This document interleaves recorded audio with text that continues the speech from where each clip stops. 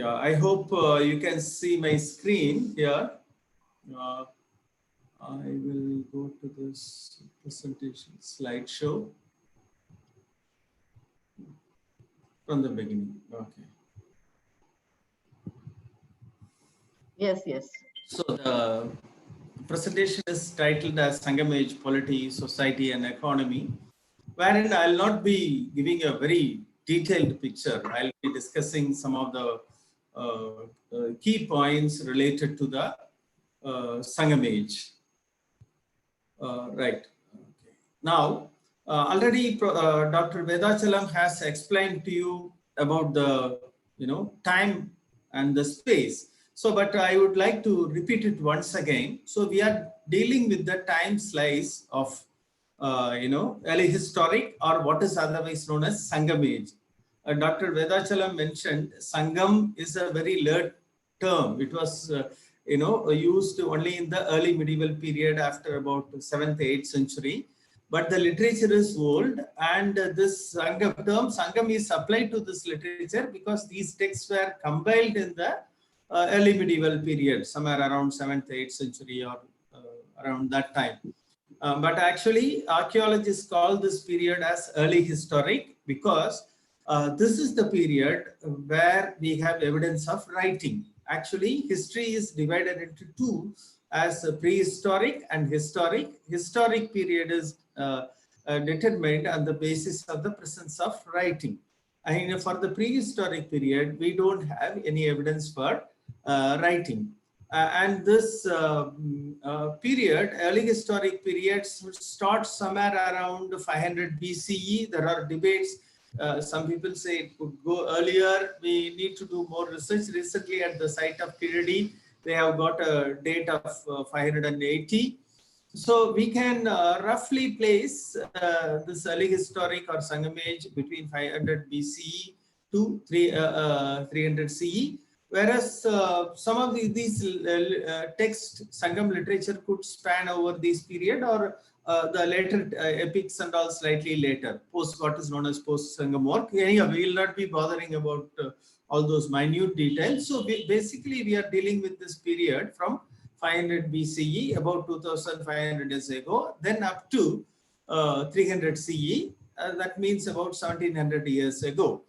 And then this is one crucial period. When we deal with history, we should be aware that we are dealing with at least two dimensions. One is space, other is time. So the time period I already mentioned, and the space is Tamilakam, what is known as Tamil Nadu and Kerala, because it is believed that the language of Tamil was spoken in this region, what is now known as Tamil Nadu and Kerala, because even if you look at the literature, it is very clear Tamil was widely spoken in this region. Even the Sangam poems themselves say that the language was used in this area. Maybe there were some dialects variation.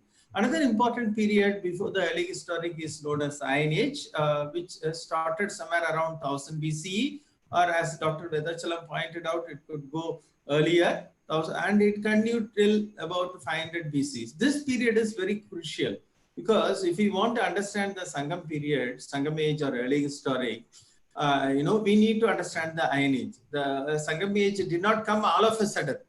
So there was some kind of foundation or development taking place in this area from about 1000 BCE. That finally led to the development of Sangam age. So what we see in the Sangam literature is a kind of a civilization or a developed form of society, much different from the early Iron Age society.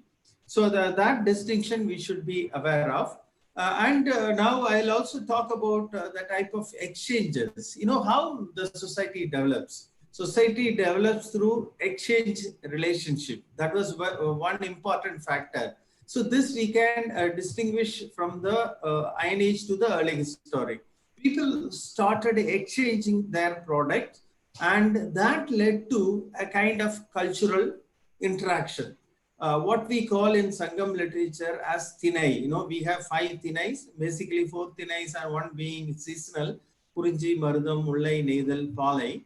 And these thinais are basically different ecological zones with their own cultural characteristic life ways.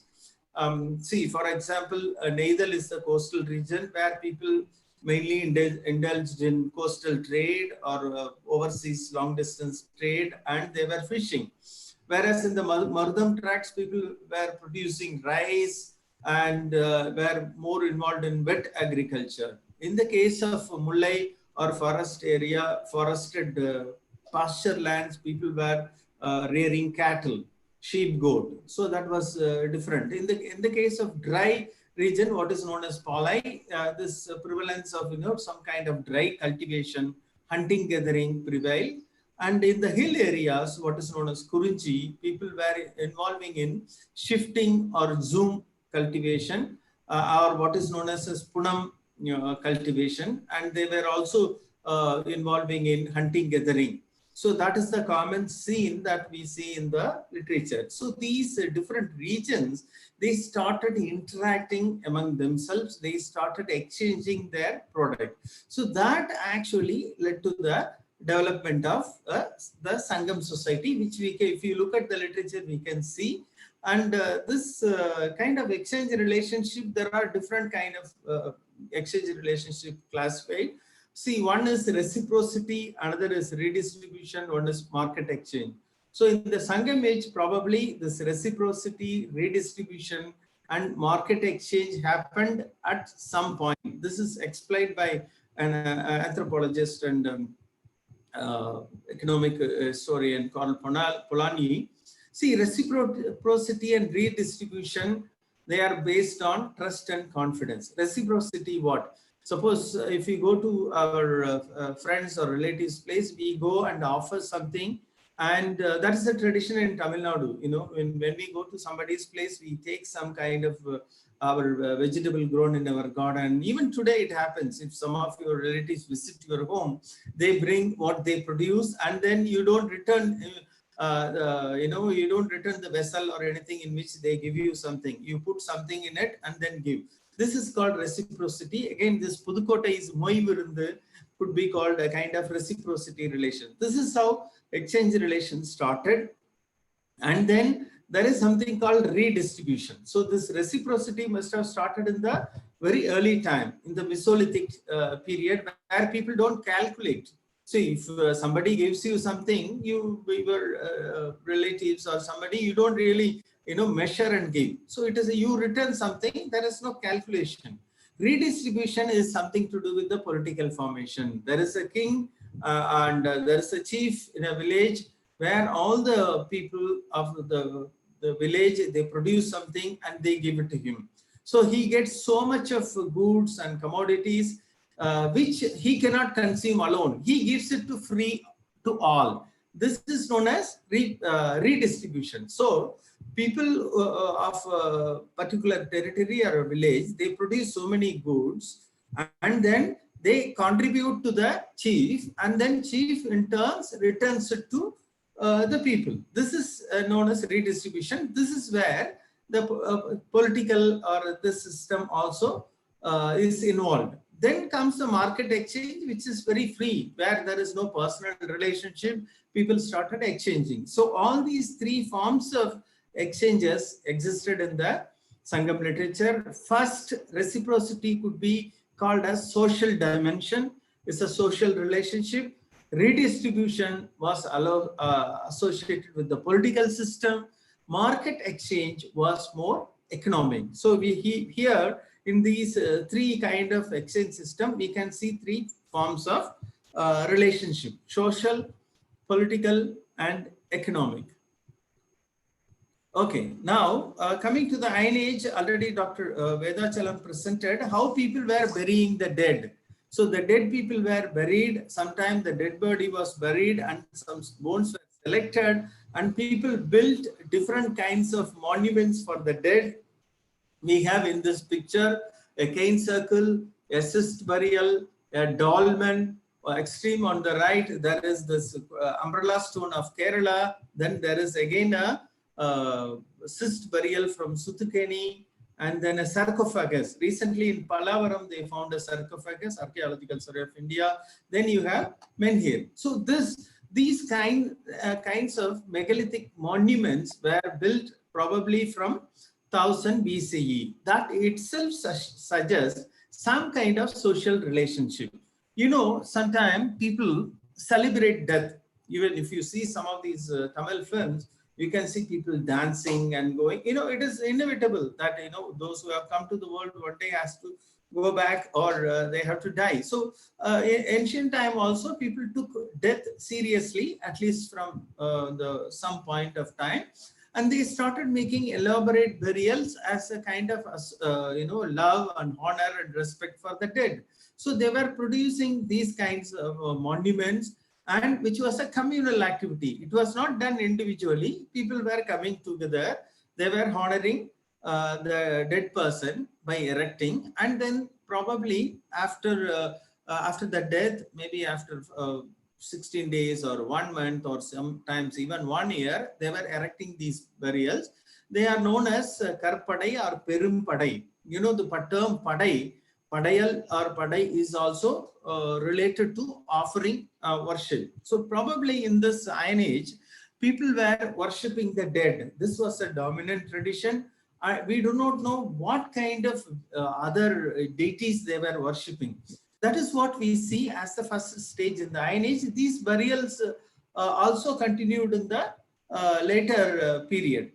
These are the burial urns from Adichanallur, and this is from Sembiyan Kandiyur. This is from Shankavaram as a sarcophagus in the shape of a ram, black and red ware from Adichanallur, and some beads from Kodumanal excavated by Professor Rajan, and a sword from an archaeological site. These people had a kind of warrior-like life, because you find a lot of iron implements.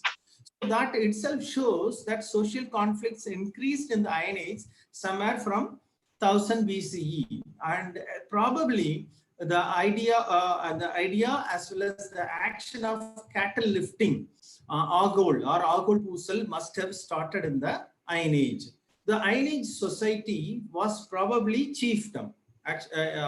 Anthropologists classified the social system into four: band, tribe, chiefdom, and state. That this was the old concept, but now some scholars, they don't really accept this kind of classification as band, tribe, chiefdom, and state. Band is a small group. Like in the prehistoric time, we were moving like a band. There was nothing like a big group or a settled village. In the prehistoric times, hunter-gatherers were moving about, you know, in a group of 20 people.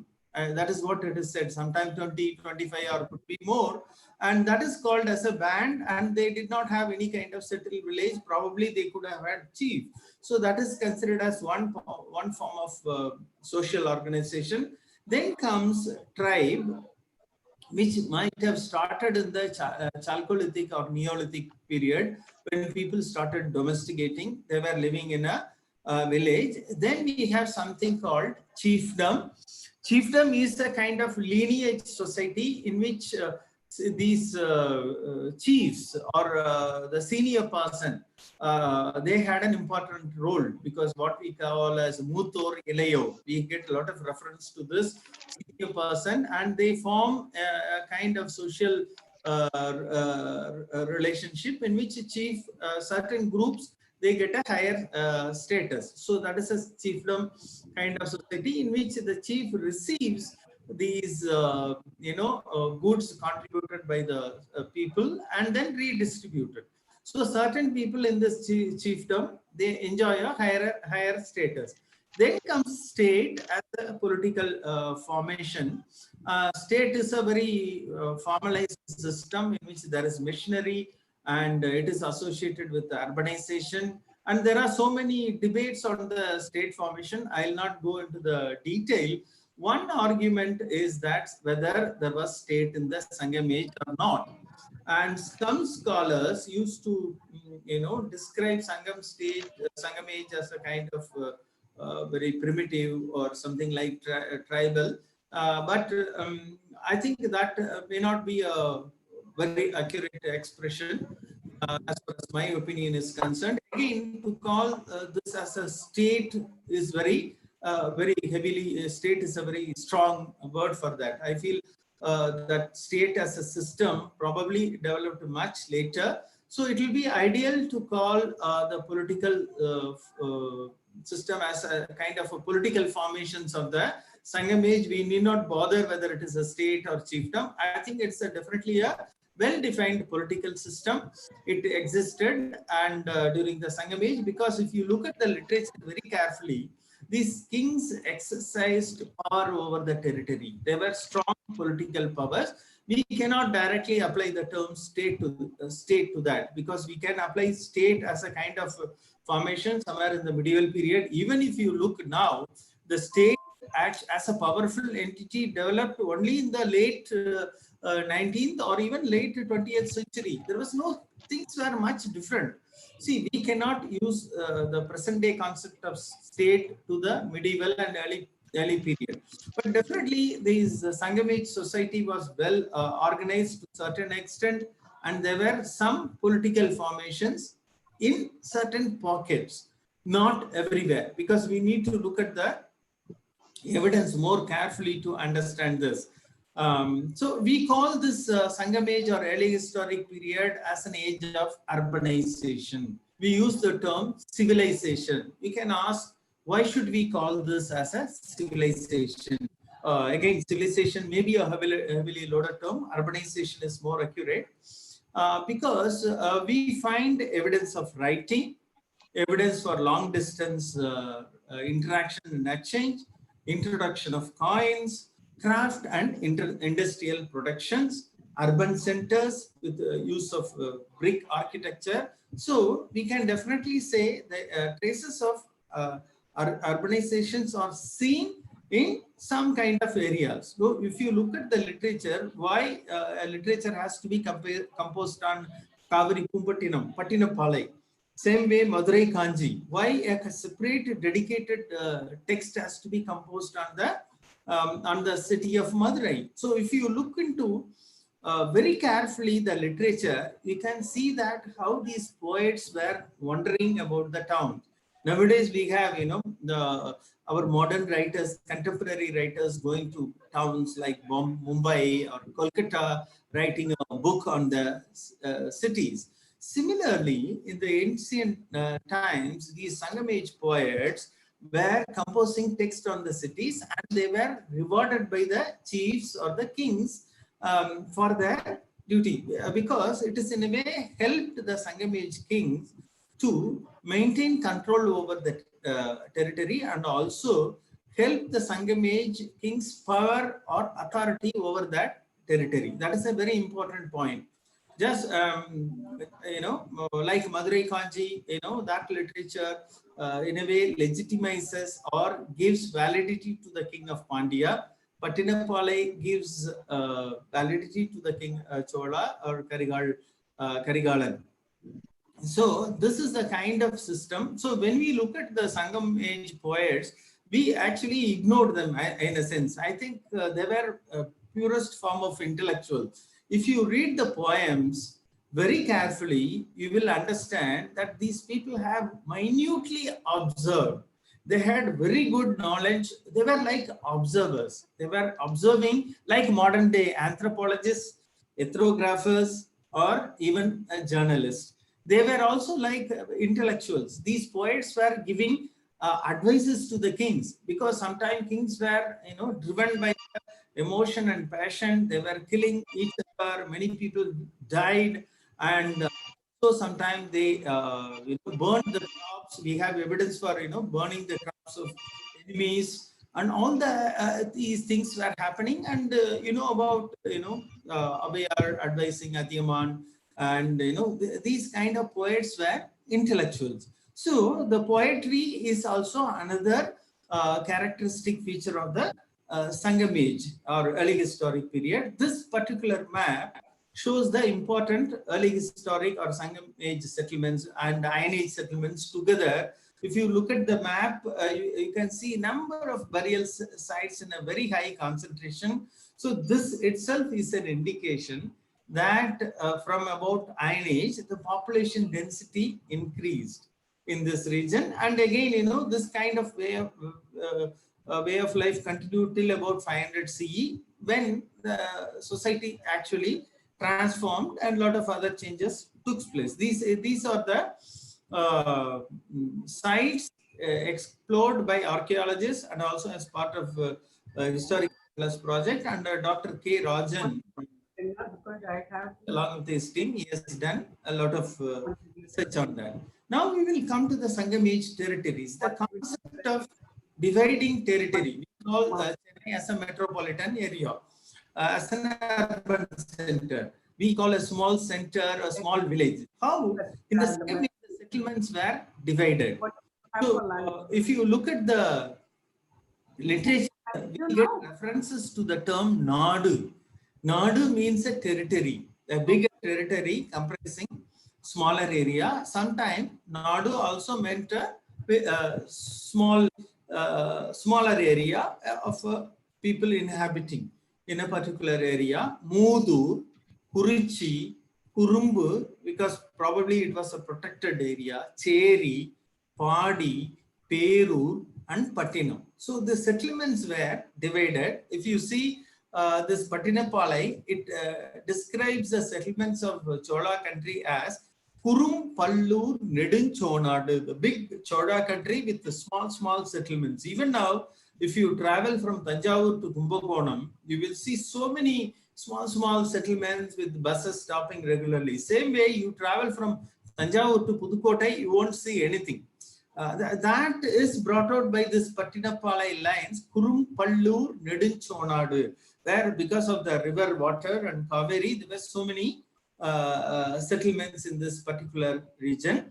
And I'll come to the some of the poems explaining how these poems narrate a history and how they explain the political deeds of the king. This particular poem, which you see on the screen, it is from Padigam, which is a later addition to the second 10 songs of Padittu Pattu. You know about Padittu Pattu. Padittu Pattu presents the history of the Chera kings. In the second Pattu 10 song, there is a Padigam, which is probably late, but it gives an important information. I'll read out this. It is composed by the people who composed this Padittu Pattu, and that second Pattu was by Kumattur Kannanar. The king is Imeyavaraman Nedincheraladan. It says, the Imil Kadal Veli Tamilakam Vilanga Tankol Niri Thaisal Sirapodu Perisei Marabin Arier Vanaki Nayanil Vansol Yavanar Pinithu Neithalai Peid Kaipirar Koli. And this poem is very important. It says this Chera king retrieved, he actually defeated the Arya. We don't know who the Arya kings were, kings from the north. And then Yavanar. So, Nayanil Vansol Yavanar. That means this unpleasant, harsh Yavanas with harsh language.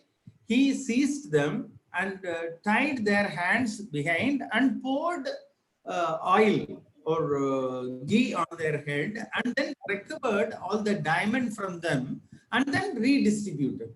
So this idea of redistribution comes very frequently in the Sangam literature. This particular poem is very interesting. It tells that the Chera king defeated the Yavanas and then recovered diamond and other precious goods, commodities from them, but it doesn't give much details, but it is very important because in the Sangam poems, we find such descriptions of these, poems narrating history. This is how we come to know what these kings were doing, how they were, defeating others.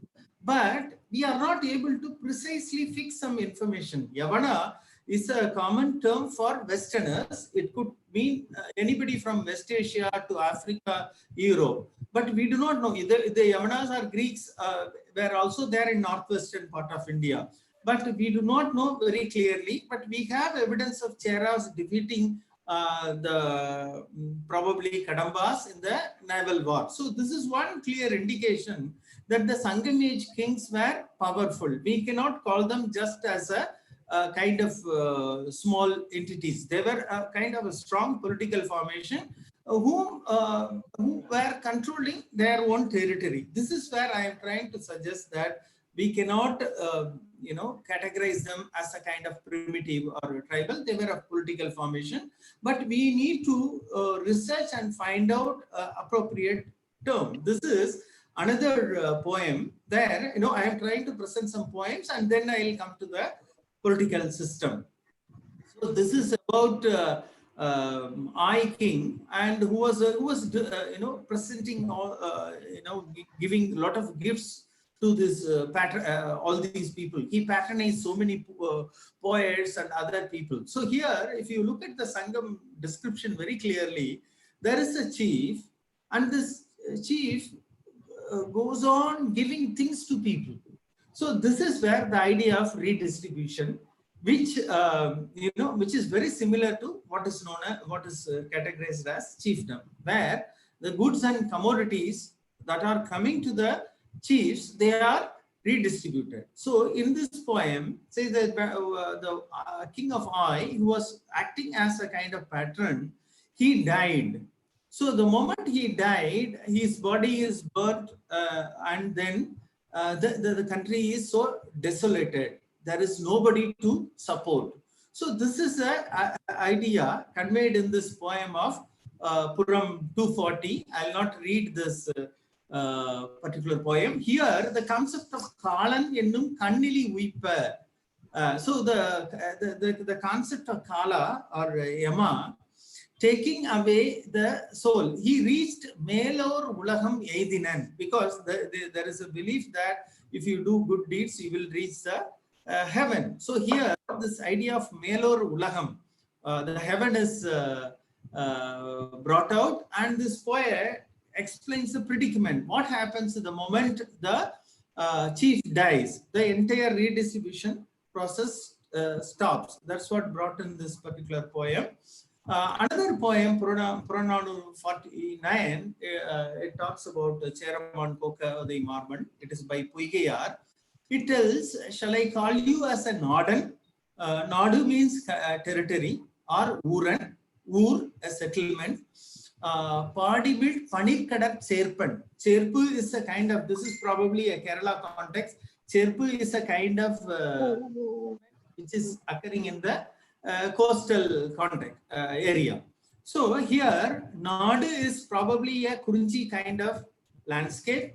Ur is something like Marudam or riverine landscape, and Panikadal coastal is neither landscapes. Here, this poet conveys the idea that the king controls area of hilly region, that is Kurunji, and then Marudam area and the coastal area. That means he has a fertile tract, and he has control of everything. Same kind of expression you can see Malai Tharamum, Kadal Tharamum, Talipeid, Varunarkiyim. That is another beautiful poem. And that also explains how the Chera king was controlling the entire landscape, and how he was controlling the network of exchange. That is one poem. So I am showing you these poems as case study to show the powerful role of the kings and the chiefs, and why they were sung in these poems, because they were contributing. And then you also get a lot of references to settlements, houses, Pulvei Kurambai, how the houses were built. Sometimes houses were covered with the skin of the calf. That is probably in the dry region, Irukkai, Akam, Il. See, these are some of the beautiful Tamil terms used for the residences. Some of these houses were thatched structures. So now you compare the architecture that we find at the site of Kirdi or Arakankulam or at Arikemedu. Here we are dealing with the urban context. They are also described in the Sangam literature. Now, there is another, the king of Pari. Pari's village had 300 villages. So here we get another clear. Pari was ruling Parambu area. There are different theories on its exact location. Some scholars say it could be in Pudukkottai. Some say it could be near Palakkad region. We don't know. But interestingly, this particular reference is very interesting. Pari's territory had 300 villages. And also in Greek sources, we have references to Pandyas where you had 365 villages, each day a village contributing goods to the king. And the vendors, they were attacking Pari. So here clearly what we see, there is a category of chiefs called Vendor, main chiefs. They had a different status, and then they were Velirs, and then they were Hidars. So these Vendors became predominant. We have Movendar, Chera, Choda, Pandya, and these Vendors were trying to control the smaller territories. If you look at the Ashokan inscription, Ashokan inscriptions which are dated to 300 BCE or 3rd century CE more precisely, they mention that these kings like Choda, Pada, Satyaputo, Kelaputo, basically Chera, Choda, Pandya, Satyaputira, Keralaputra or Kerala. Satyaputo is actually seen as a Prakrit form of Adiyaman. So the Sadhya becomes Adhiya, Putra becomes this Man. Like that, this Adhiyaman was translated into Sadhyaputo, Adhiyaman. So that is how it is explained. So here you can see that if Ashoka in his inscription mentioned that the Choda, Chera, Pandya, they were ruling, means that by about 3rd century, these 3 kings attained certain status. That is what I call as political formation. Around 300 BCE, these 3 kings, or even, Adiyaman, we never include on par with as a Vendar. But here you can see Chera, Choda. You know about the conflict between Cheras and Adiyaman. These political entities, they fought. And I am very sure that this political formation had its source somewhere around 1000 BCE. So this around 1000 BCE, these Iron Age settlements, Iron Age agro-pastoral communities, people who were cultivating and growing animal, they started controlling territories, and then they fought against each other. By about 300 BCE, some of them became predominant. However, even though we have only these main chiefs portrayed as Vendors, main kings portrayed as Vendor, if you look at it in the literature, we find innumerable smaller kingdoms. So one of the problem with our history is that we give too much importance to Mauryan Empire, too much importance to 3 Movendars. But actually, this local kings and local chiefs had a prominent role. And all these Movendars, they had an alliance with them.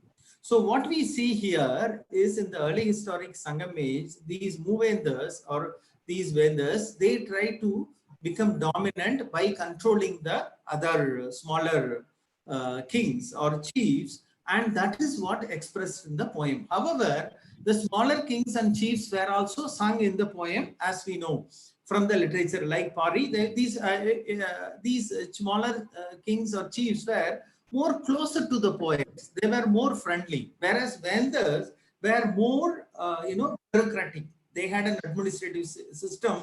The Vendors never had a direct relationship. The Vendor probably would not have addressed the poets in a close counters. But if you look at the Sangam poems, they tell that these Velirs and others, they were very intimate. They were having personal one-to-one relationship. So by looking at these descriptions in the literature, you can understand that by the Sangam age or early historic time, a new kind of political formation had emerged, and it was interpersonal, and it was somewhat bureaucratic in thin coat, and it was different from the Velian kind of system. These kings, some of them performed Vedic sacrifices. You know that about Rajashuyam Beta Perinarkalli, because these Vendors were trying to attend some kind of higher status. You also know from Velvikudi copper plates like Palyaga, Mudugudubi, Peruvedidi. So some kind of patronage and something is happening around the vendors in the political formation. Next. Yeah. So there is so much. I have limited time. We also get a lot of references in the Sangam literature to, different terms like Perumagan. So, Kuravar Perumagan, Avir Perumagan, Pagan, Kalvar Perumagan, Madavar Perumagan, Madavar Anji, like these kind of descriptions. These Perumagan is a very important. It talks about lineage, head of a kind of a lineage, and from that lineage appears kings or chiefs in each period. So this is one kind of political formation. Right. We also get so many smaller chieftains like Kadiyan Ediya Vetman, Mavan Tithan, Veliman, Anduvan Chatan, Ayain, and so many of them. So which we generally ignored in Sangam literature. I'll not go into the detail.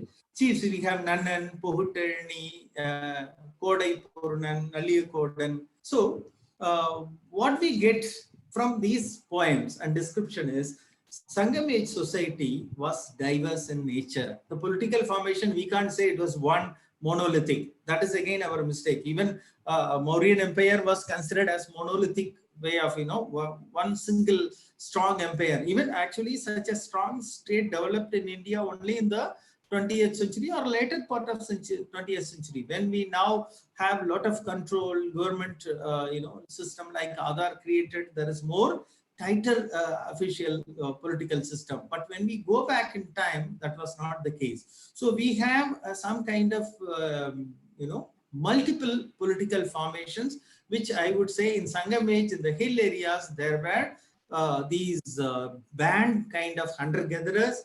In other areas, there were chiefs or kirar. In some areas, there were velir, and these movenders controlled the main towns, trade routes, certain key settlements, and they could be called as a kind of political formation. I would not use the word chiefdom. They were a kind of system, much more than a chiefdom, but they were a kind of political system that they were making, but probably they could not institutionalize, create an institution, and that could not last long. So that is where in the political system of Sangam age, we have Vendar, like Major Chera Choda Pandya controlling major town, like Urayur, Kaveri Pumbuttinam, Madurai, Korkai, Vanji, Musuri. So these were pockets like urban centers, trade centers. They are controlled by the kings, because we have in Sangam literature very clear evidence, mainly in Patinapalai to this Karikal Chodan's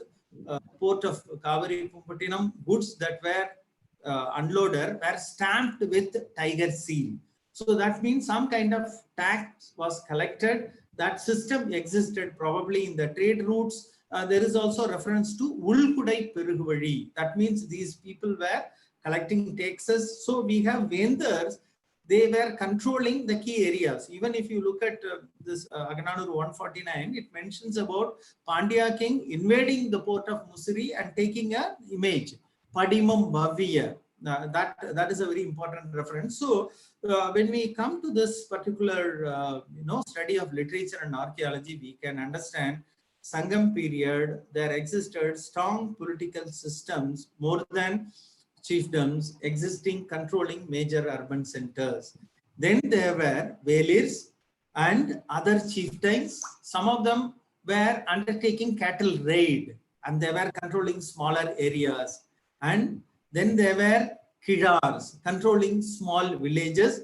Sometimes they were independent, sometimes they were controlled. They formed an alliance. You know about Talayalam Kanath Chirvendra Pandian having an alliance in his war. So similarly, we have different kinds of formation, political formation in the Sangam age. That is what we get. We also get a lot of reference to Ambar Kiran, Nal Arvandai. There was one small village chief, and he controlled the territory. Avur Kirar himself was a poet. Like that, we get a lot of chiefs and who had an independent role, probably subordinate to the Chola king, but they were not completely controlled by. They were in a sense independent.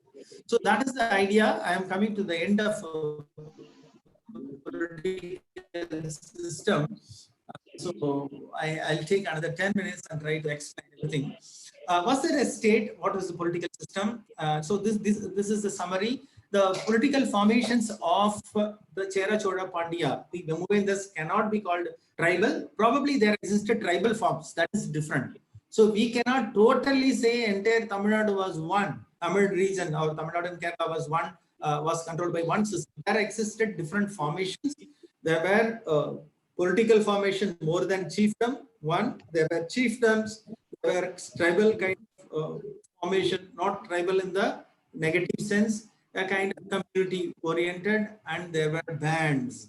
They were not like medieval state like what we deal in the Pallava time, which is entirely different. In my opinion, one period political system cannot be compared to another period. We cannot compare Pallavas with the system of the Sangam age. Same way, Pallava system or Chola system cannot be compared with the colonial system.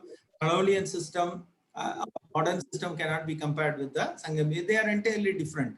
So the term state is heavily loaded, I feel. So definitely there existed strong political formations. They were political, we can say political system rather than state, and the kings had a control over certain territories and settlement trade route, and people were fighting for cattle. That is very beautifully brought out in the poem. Cattle raids were so frequent, and that must have started in the Iron Age. You know, in Mahabharata also there are references to these cattle raid, and this was something developing in the Iron Age, and that led to the later formation of the state. So you start an enmity just by inciting. This is what now recently it is said India and China, there are some clashes in the border as a consequence of Chinese investment in the post-corona influence. You know, it is a way of, and also yesterday there is in the news that in Nepal has, objected to raising,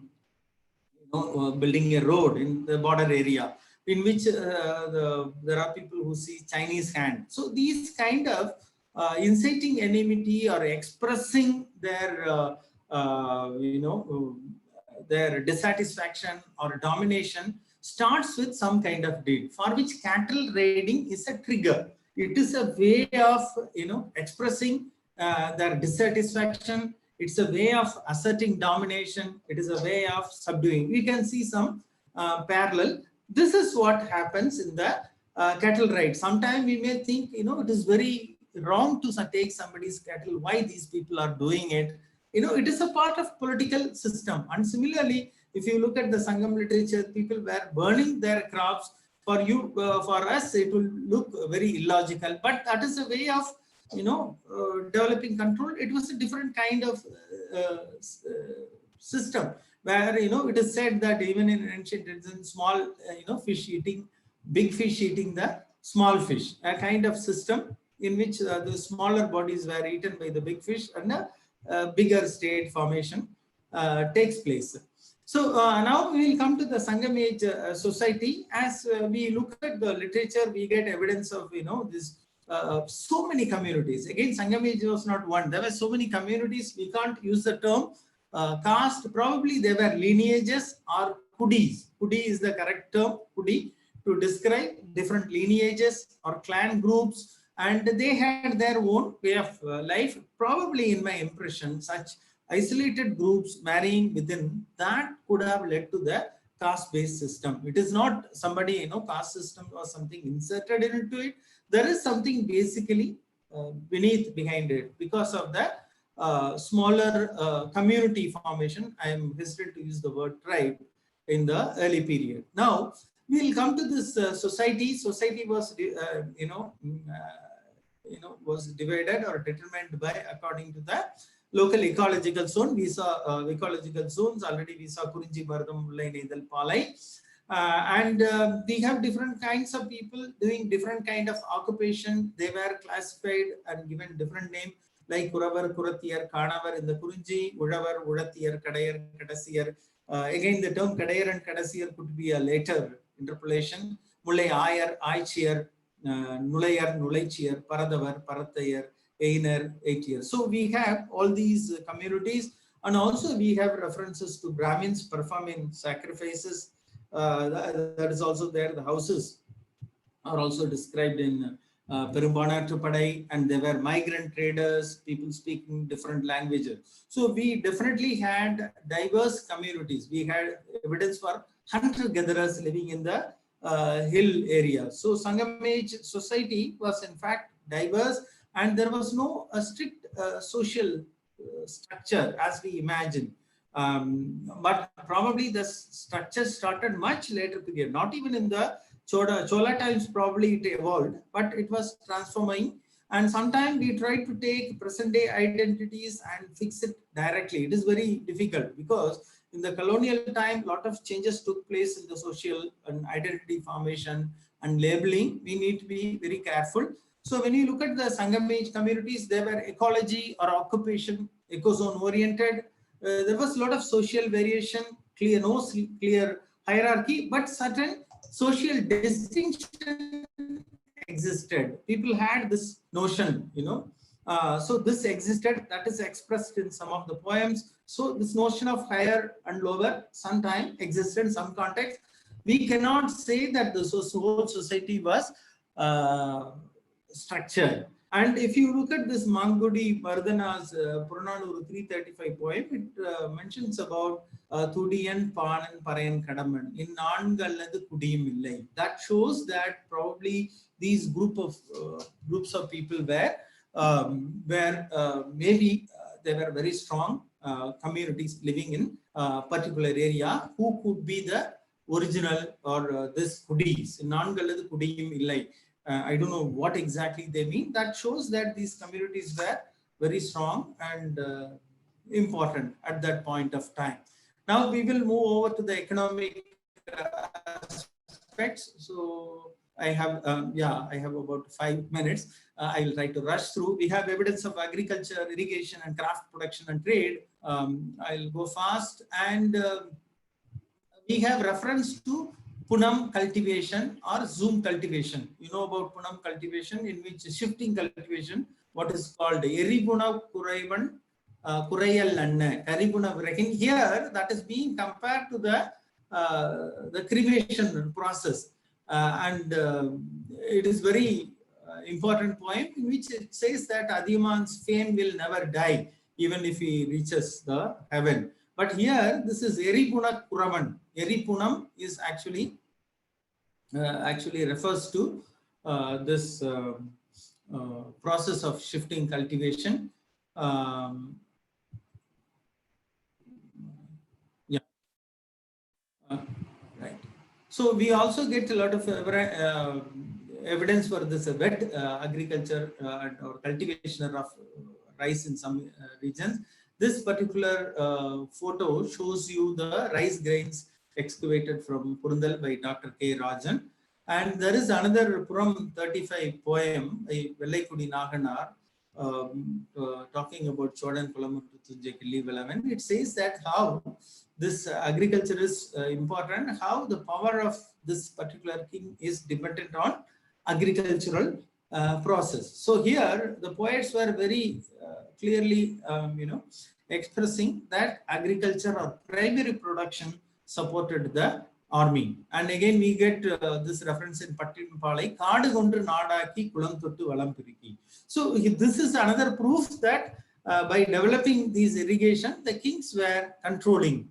So they could probably generate more resources, control people. They were giving some kind of power. That is why we should argue that early Vendas were a powerful political systems. And irrigation is again, beautifully spoken in Purananuru, which talks about the tank, which are found in the medieval inscriptions where you find sluices. The shape of the tank matching the shape of the 8th day's moon. When the spirai or the moon grows, on the 8th day, it reaches an arc shape. If you look at the Google Earth map, many of the tanks were built on the at least 40 to 50% to cover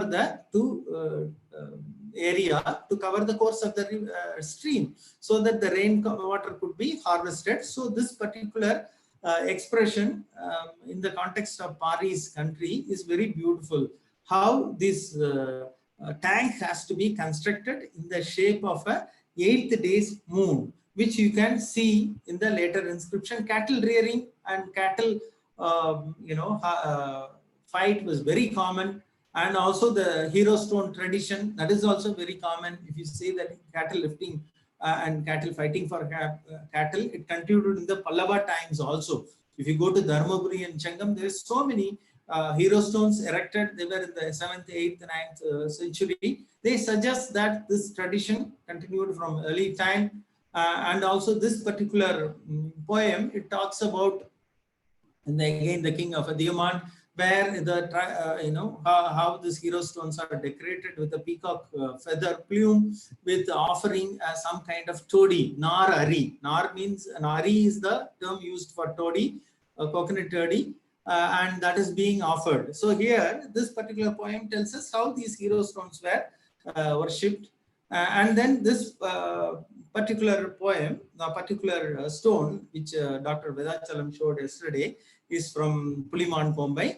It says about Kalpedu Thiyan Andavan Kal, Kudalur Rahul Kalpedu Thiyan Andavan Kal. So this is very important inscription. For the first time we get Sangamage hero stone in Brahmi.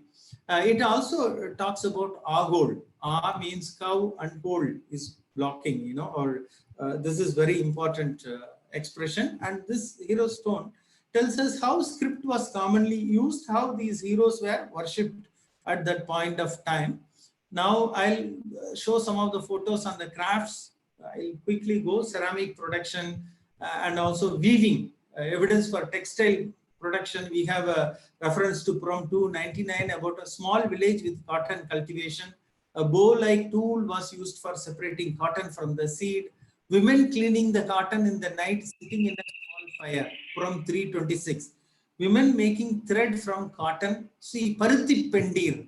That is the term that is used. Invisible threads of textiles in Purnaratupadai. Smoke-like fine textile is spoken. Blue cloth is spoken in Kalitohai. Red ochre colored cloth in Nachinai. Kalingam cloth, probably imported from say Kalinga or some other region, that is spoken in Prom 393. Textile which is like inner cover of the bamboo. If you cut the bamboo and then see on the inside, you'll see a very thin kind of plastic like attachment sheet. So textile is compared to that in Prom 383. Silk and textile of golden thread. Actually in Pattanam excavation, they have found golden thread which would have been used. And this textile is from Kodumanal, spindle gold from K. Rajan and Subbarayalu excavation. This tank possibly from Kiradi. Maybe it could have been used for taking iron smelting. We get a lot of reference to billows of skin, Ulaikal, referring to anvil, iron objects. I'll not go into it. Copper bronze working. So these were part of economic production in the Sangam age. We get these Chera coins, lead coins, copper production, jewelry making. You have evidence like these from Pattanam in Kerala, where this is a Roman design. Again, we have come to the Sangam age where Roman gold has come, and this design also there. Glass bead making, stone bead making. These were the industries, crafts. We can now understand why we are moving from a pastoral agricultural economy to the craft production. This is what happens in the Sangam literature. The economy is taking a different kind of role, and we have had contacts with North India, as Dr. Vedachalam mentioned. Punchmark coins coming, Roman coins coming, a lot of metal pouring into industry. All that is happening. Cameo blanks that were produced and exported, and iron objects. And this is Pirupadankal. I'll be talking about this tomorrow. Shell bangle working, which was there at the site. This is from Adankulam, which was very famous at the site of Kurkai, for which we get a lot of references. Womeners, and so many specialists are mentioned.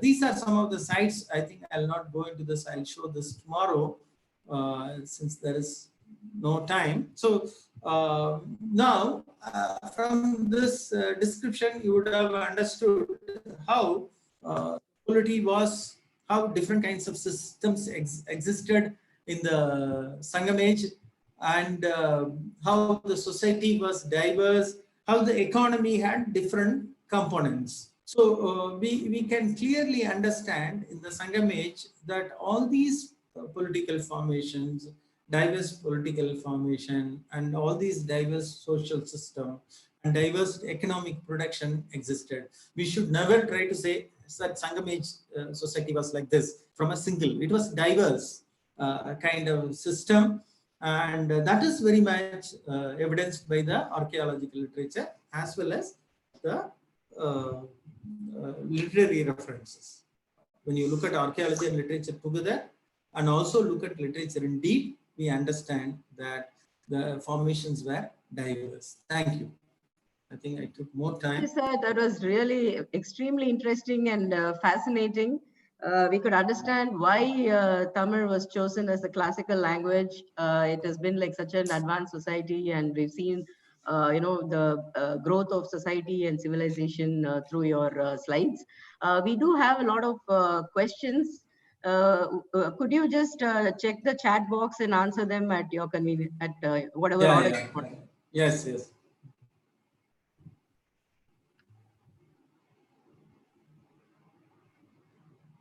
Good evening. So the first questions, you spoke about Vedic rites, societal exchanges between northern and southern. Societal exchange, yeah, societal exchange took place from now, because yesterday Dr. Vedachalam mentioned about these punchmark coins, northern black polished ware. So this kind of exchange really took place. Societal exchange means not large scale. Some individuals, when we talk about the trade, Tamil trade or any long distance trade, not the entire Tamils were, some traders, some groups were involved. So these kind of exchanges would have taken through the merchants and select group of specialists. We also have evidence of these specialists reaching Southeast Asia, performing various sacrifices. So like that, small groups of people, like, that Jains and Buddhists migrated. So this is a process, people keep migrating, and through the traders and such, people with certain cultural ideologies, exchange take place. Why the name Sangam? Sangam was actually a later kind of association patronized by the Pandyan, and this old texts were composed, collected, and they were preserved. Something like Devaram text, which Rajaraja is given credit for retrieving. Probably these old family manuscripts were collected and compiled by the support of the early Pandyas. That is why Madurai is associated with Sangam. Even there is a reference to Dramira Sangha, a kind of Sangam dated in the 5th century, established by the Jain monks in Madurai. So Sangam is a kind of association which it's like an academy. Academy is the more right term, a kind of organization, because we have reference to Pandyas being Tamil Andum.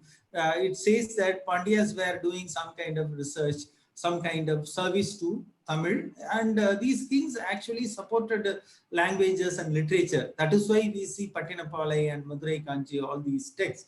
So the kings perhaps understood these poems and long poems and their importance. And that is why the name Sangam came. Sangam is a name that was attributed. People who wrote, they did not write Sangam literature. In the early historic right, they were writing the poems, which were compiled, and they were given the name Sangam. There is nothing more than that. So the systems, the system was basically brought in at that time, you're saying. The Sangam literature, they just compiled it and they brought in a system to it. Yeah, system. It is a corpus. It is made into a corpus. When a poet composed, He probably did not know, he or she did not know they are composing Natrinai, or they were just composing the poem. Later on, it was all put together. It was classified. It's like data collection, and somebody puts them, and it's like a flower. The database management. Yeah. Basically, cultivator of a flower will not know how it will go. It will form a small garland or a bouquet, or a kind of garland for wedding, or garland for some kind of funeral. So they were doing it. People who were putting it together into 400, 200, they found some logic and they composed. Was there a The concept of Sangam word, excuse me, not the Buddhists and Jains have, exclusive, I mean, extensively used the word Sangam. Sangam, Baranam, Gachami, Buddham, Sharanam, Gachami. The Sangam is a word, somehow associated with Buddhists and Jains, and maybe Ashoka's influence brought the word into our region. Because Sangam means just get together. Basically, Sangam means getting together. Sangam is, Triveni Sangam. Basically, it is not Sangam. The Tamil word is Kudal, confluence. Kudal and Sangam. I know. See, these terms were there, but in this context, its application. Sangam could have been there in an earlier, but here for this corpus, it was applied. Okay, now I'll go to the concept of private property, but not necessarily in the modern sense, or it was a community ownership of land. Probably it was a community ownership of land. The cows would have been owned by families or by the clan of the chieftain. Maybe some of them are owned by the, there could be several kind of ownership. Probably cattle could be owned by a kind of one smaller clan, and also by a community. So even if you look at it in some context, it could be smaller families and also by the bigger communities. So followed Vedic system and Brahmins, not everywhere. See, this was there in a pocket. See, even today, these practices were diverse.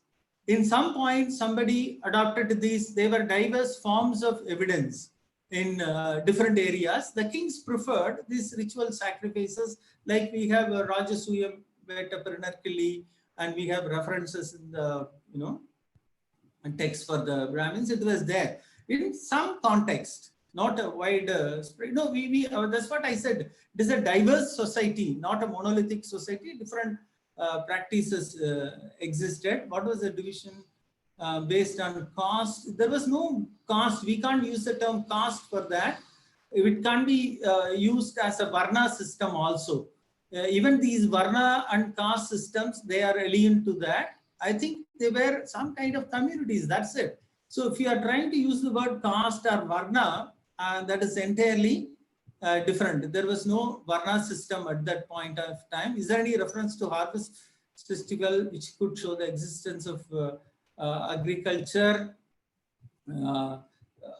Harvest festival is there is evidence people were celebrating harvest, but not like Pungal as such. They conducted raids. Which sect was warrior? We can't say. There could be anybody. We can't say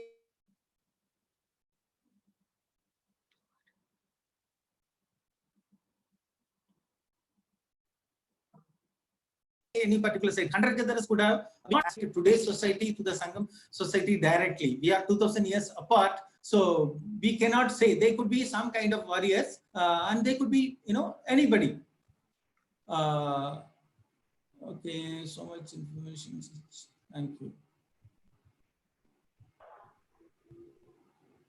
I know. Did long distance trade play a role in that state formation from chiefdoms? Long distance trade did not play a major role. It was one of the factor, I would say. It was just one of the factor. It is like it had something like cream on the cake. It gave some kind of support. It gave the metal. It supported, but it was not the fundamental thing. Fundamental local agrarian production, and it is an add-on. To be more precise, it is just an add-on to that. What we call in sometime in marketing mix. So you have multiple product and it helps you. So this long distance trade was one factor. It was add on to the economy, about which we'll see tomorrow. Is there any relationship between menhir and hero stone? Yes, there could be. Hero stones could be an evolved form of menhir. Probably menhirs were erected for many people. We do not know the meaning. Maybe they signified something. We need to do some more research. Yes.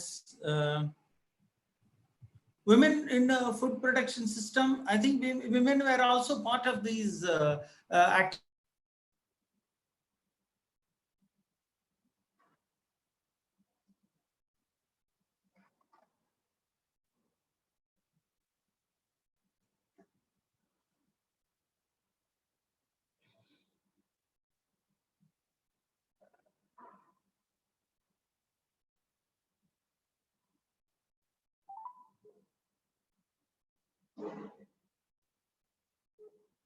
Is it frozen? Yeah, it's frozen. I'm just calling him. Just give me a second.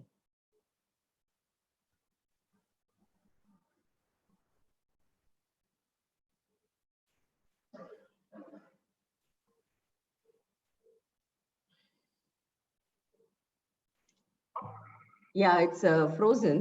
நீங்க வேணா அந்த audio video வேணா stop பண்ணி பாக்குறீங்களா? இல்ல இல்ல அதான் நான் ஸ்டார்ட் பண்றேன். ஆ. க்ளோஸ் ஆயிடுச்சு. சரி சரி. ஓகே.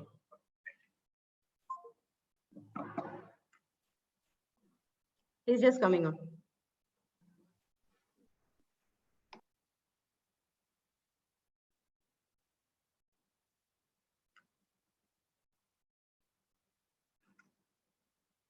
சார் வேதாச்சலம் சார், நீங்க சொல்றீங்களா ஏதாவது அவர் வர வரைக்கும்?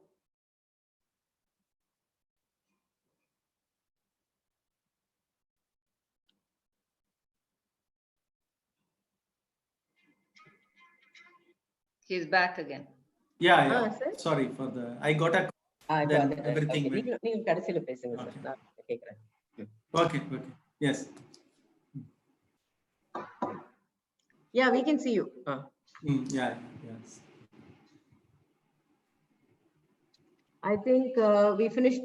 There's one more last question. What do the term pattu or patti refers to in a place name? Patti is a later name. Patti probably refers to the place where sheep goat is kept, and it came in a much later period in Tamil Nadu. Patti means the place where sheep or goat is kept. Patti. Pattu could be maybe deriving from patru, something, but patti is a late. Okay. I have one question, Professor. Mm-hmm. So Yeah. at that time, of course, there were no Pallavas, but who was ruling that area? Which area? Actually, they. Thondai Nadu, Thondai Mandalam. Thondai Nadu, we have this Thondaiman Ilanthirayan. There is a reference to some descendants of Cholas reaching there. Yeah, so probably there they were ruling, they were controlling there. And till Kadalur, there is some evidence of Shatavahana coins, but that could have come out of a trade relationship. Probably the descendants of Cholas were ruling in that area, Kanchipuram or something, because we have Thondaman Ilanthirayan being associated with that. Probably from them, later on, Pallavas came and took over that particular. Pallavas, they came from Andhra side, right? Somewhere there.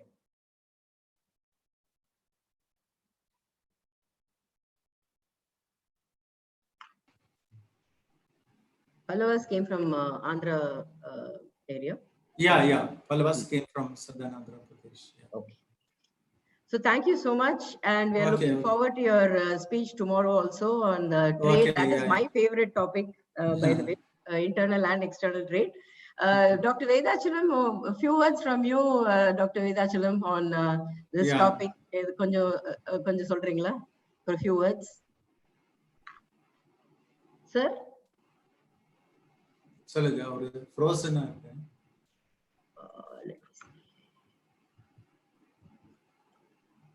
I've unmuted him. இப்ப பேசுறாரு நினைக்கிறேன். Sir நீங்க unmute பண்ணி பேசுறீங்களா? Unmute பண்ணணும். Can you just please touch on the religious aspect? Dr. Vedachalam had spoken a little about it yesterday, but what is the Sir, general? unmute பண்ண முடியுதா? Yeah. Okay. Yeah, religious aspects. Yeah. Yeah. இப்ப நீங்க பேசலாம். சரி, அவர் பேசின அப்புறம் நீங்க பேசிருங்க sir. Okay. சரி, அவர் பேசுறாரா? அவர் பேச சொல்லுங்க. அதுக்கப்புறம் நீங்க பேசிருங்க. ஓகே. Yeah. நீங்க அப்படியே இருங்க sir. Okay. Yeah. So, sir, Dr. Vedachalam, நீங்க சொல்றீங்களா? சார், அவர் அன்மியூட் பண்ணிட்டோம். He is frozen. I don't think he's frozen. Okay, I'll just talk to him. Sir, yeah, I mean like. Meanwhile, Dr. Selva can tell us about the religion. Yeah, can you just tell us, Professor? Yeah, actually, if you look at archaeological epigraphy and every kinds of evidence, we have diverse form of religious. As I said already, Vedic sacrifices patronized in some limited context, and people were worshipping heroes and hero stones in one context. That is one important evidence, because there is one reference in a poem. It says that there is no god other than the one which is worshipped by spreading paddy in front of. Probably these people were worshipping hero stones by spreading paddy or rice grains in front. So this hero stone worship, one, megalithic burial worship, one, and Buddhism and Jainism, as we know from evidence at Kaveri Pumpattinam, which I didn't present today. Actually, cultural ideological thing I missed out, and we have evidence of Buddhist, in some context probably, because we have found some symbols in coastal area, but not clearly. We have a Buddhist stupa excavated at Kaveri Pumpattinam, but that is dated to 3rd, 4th century CE, slightly post excavation context. Obviously, when there was a network linking Andhra down to Sri Lanka, Buddhism was probably predominant on the coastal area. They have Buddha Pada made of limestone at Kaveri Pumpattinam. We have evidence of Jainism, and then people worshipping some kind of this Velan Veriadal. That is another form of worship we have, that people were, all these forms, something earlier form of Theyyam existed.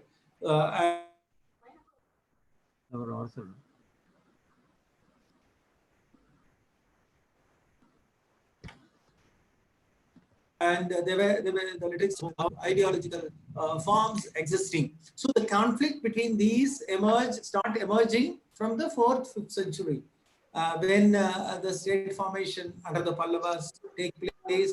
These people, only from the idea of proselytization and all that happened from somewhere in the post-Sangam age.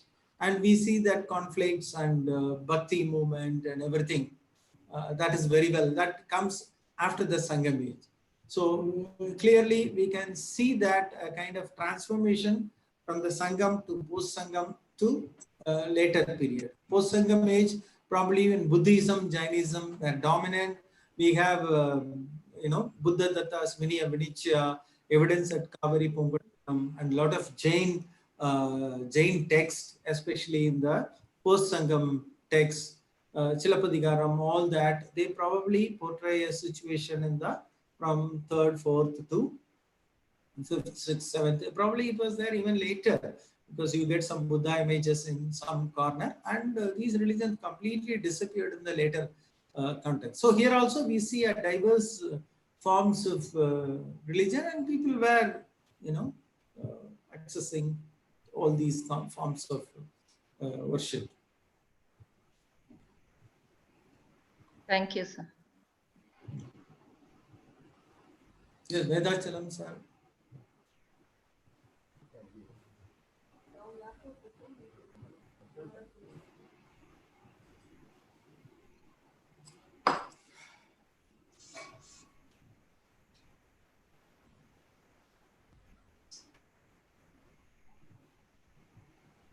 Sir, one question.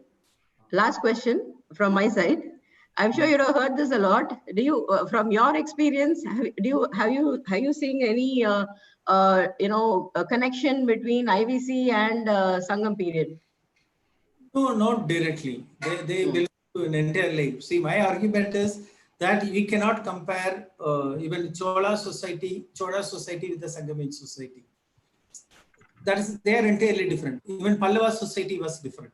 Same way, late medieval, each is entirely different. Even comparison within Tamil Nadu, within the, there is of course some continuity, but these words and terms, they meaning so much, but there is no direct relationship. They belong to two different contexts. As systems, you can consider them as a kind of system and craft production, not direct one-to-one relationship, because they belong to entirely different time period.